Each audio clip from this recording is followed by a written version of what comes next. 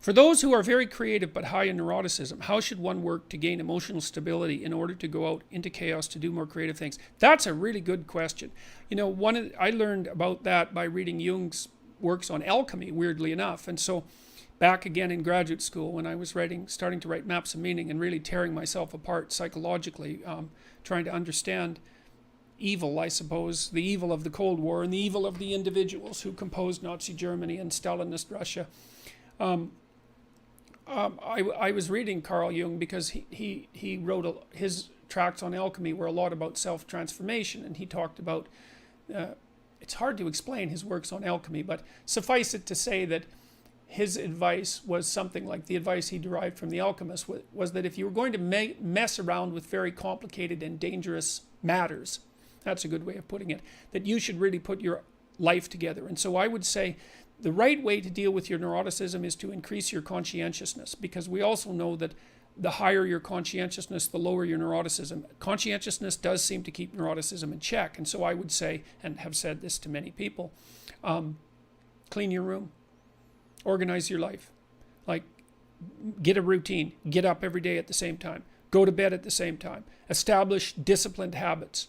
And that will help a lot. Schedule, and here's how to use a schedule. Use a calendar. Use Google Calendar, but don't use it as a tyrant. You know, you want to use a calendar as if it's your confidant and advisor. And what you want to do is use the calendar. Sit down and open the calendar and think, okay, well, here's what I'm going to do. I'm going to design a week of days that I would really like to have.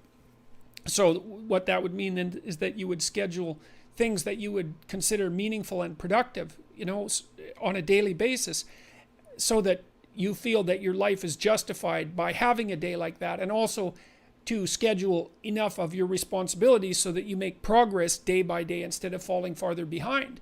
And what that'll do is, it doesn't directly affect your neurophysiology, but you know, you're reacting as a neurotic person, a person high in neuroticism, say, you react to uncertainty and the unexpected with more physiological preparedness and more expenditure of energy than the typical person. And so what you want to do is organize your surroundings, because it's a lot easier to organize your surroundings, at least to begin with, than it is to do radical reconstruction on your fundamental temperament, which you might not be able to do at all. So I would say discipline.